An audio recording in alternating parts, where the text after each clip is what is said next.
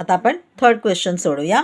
The circumferences of circular faces of a frustum are 132 centimeter and 88 centimeter and its height is 24 centimeter. To find a curved surface area of a frustum, complete the following activity. Pi r is equal to 22 upon 7. Circumference is equal to 2 pi r. आपल्याला कोणाचा काढायचा आहे 2 पाया r1, कारण आपल्याला कुठला काढायचा circumference वरच्या भागाचा काढायचा आहे इज इक्वल टू 132 सेंटीमीटर. त्याच्यावरनं आपल्याला जी आहे ती काय काढता येईल r1 काढता येईल, कारण r1 दिलेला नाही आहे का त्यांनी. ओके, सर्कम्फरन्सेस दिलेले आहे त्याच्यामुळे आपल्याला r1 काढायचा आहे किंवा आणि r2 काढायचा आहे. काढूया r1 आपण 132 अपॉन 2 पाया. पायाची आपल्याला व्हॅल्यू काय दिलेली 22 अपॉन 7. करून बघूया आपण.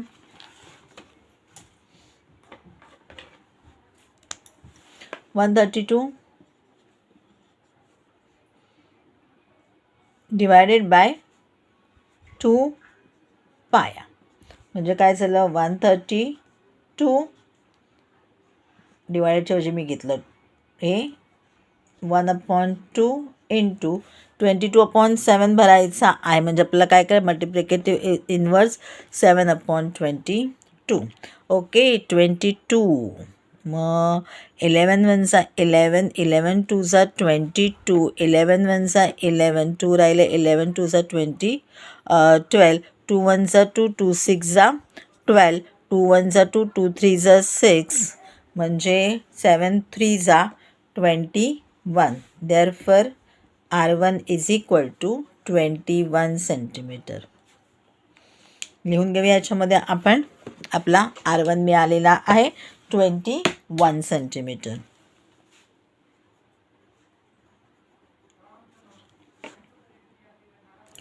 ओके, आता बघूया 2 पाया r2 इज इक्वल टू 88 आहे. 88 अपॉन 2 पाया काढूया आपण अशाच पद्धतीने. म्हणजे मग मी काय लिहिलेलं आहे इथे 88 अपॉन 2 पाया is equal to 88 into 1/2 into 7/22. 22 1 22 22 22 1 22 22 4 88 2 1 2 2 2 4 7 2 14. म्हणजे therefore r2 is equal to 14 centimetre. एक आहे 21 सेंटीमीटर, एक आहे 14 सेंटीमीटर. आपल्याला दोन्हीचे रेडियस मिळालेले आहेत. लिहून घेतलेलं आहे 14 centimetre. Slant height of a frustum is equal to L is equal to h² plus r1 minus r2. काढून घेऊया आपण r1 r2 किंवा h². आपण डायरेक्ट ह्याच्यामध्ये भरत जाऊया. ओके, ठीक आहे.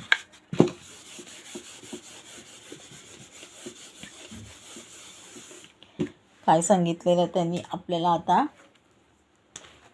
h किती आहे. h आहे आपला 24. 24चा स्क्वेअर आपला किती आहे बघूया आपण. 24चा स्क्वेअर मग आपल्याला लिहायचं आहे r1 आणि r2 त्याचा डिफरन्सचा स्क्वेअर लिहायचा आहे. 21 मायनस 14 मीन्स 7चा स्क्वेअर तो आहे आपला 49. मी तुम्हाला ह्याच्याही अगोदर 24चा किंवा कुठल्याही नंबरचा स्क्वेअर कसा काढायचा आहे ते शिकवलेलं आहे. एकदा तो व्हिडिओ पाहून घ्या आणि शिका, नाहीतर मी पुन्हा परत तुमच्यासाठी तो टाकते जे तुमच्या लक्षात येईल कसा तो काढायचा आहे. आत्ता मी त्याचं उत्तर तुम्हाला सांगते. त्याचं उत्तर आहे आपलं 576. आता काय काय आपल्याला मिळालं आहे 576 आणि हा 14. काय काय भरायचं आहे आपल्याला h²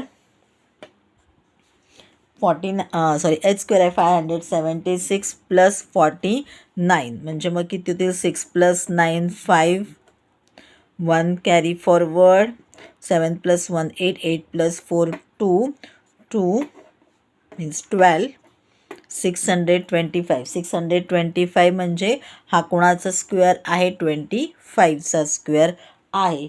म्हणजे आपल्याला उत्तर आलेला आहे 25 सेंटीमीटर. आपण इथे डायरेक्ट 576 + 49 लिहून घेऊया. नको, आपण इथे स्क्वेअर सांगितलेला आहे त्यांनी, म्हणजे मग आपल्याला कोणाकोणाचं लिहायचं आहे? 24 + 7 लिहून घ्यायचा आहे आणि इथे उत्तर लिहायचं आहे 25 centimetre. Slant height of frustum is equal to 25 centimetre. मी तुम्हाला डायरेक्ट याच्यामध्ये उत्तरं काय लिहायचे आहेत ते लिहून देते, पण मधल्या तुम्ही स्टेप्स केल्या तर तुम्हाला कोणी नाही म्हणणार नाही. मधल्या तुम्ही स्टेप्स करायच्या आहेत आणि ज्याला फक्त तिकडे तुम्हाला दाखवलेलं आहे की उत्तर आहे, इथे तुम्हाला ब्रॅकेट्स दिले आहेत, तिकडे त्या नंबर्सनंच फक्त ब्रॅकेट्स काढायचे आहेत. ओके, आता आपल्याला काय शोधायला सांगितलेलं आहे? Curve surface area of the first term pi in the square R1 + R2 × L. L आपण शोधून काढलेला होता. एल आपला काय होता? 25. म्हणजे इथे लिहायचं आहे 25. R1 + R2 किती होणार आहे? 21 + 14 किती होणार आहे? 5 आणि 35. आता यांचं मल्टिप्लिकेशन करायचं आहे आपलं. 35 × 25 × पायाची आपल्याला व्हॅल्यू त्यांनी घेतलेला सांगितलेली आहे 22/7. बघूया आपला आन्सर काय आलेलं आहे, किंवा आपण आन्सर काढायचा इथे प्रयत्न करूया. ही आपली पहिली स्टेप आपण लिहून घेतलेली आहे. सेकंड स्टेप आपण इथे करून बघूया. काय काय दिलेला? पायाची व्हॅल्यू द्यायची 22/7 × 35 × 25. 7 × 1 7, 7 × 5 35 लिहून घेतलेलं आहे. 7 × 1 7, 7 × 5 35. आता किती सोपं झालं. 25 5 125 × 22. 22 5 110 0. 11 कॅरी फॉरवर्ड झाले. 22 2 44. 44 + 11 is 55. So 5 is carry forward. 22 1s 22 plus 5 means 27. Answer is 2750 square centimeter. इथे लिहून घेऊया 2750 स्क्वेअर सेंटीमीटर.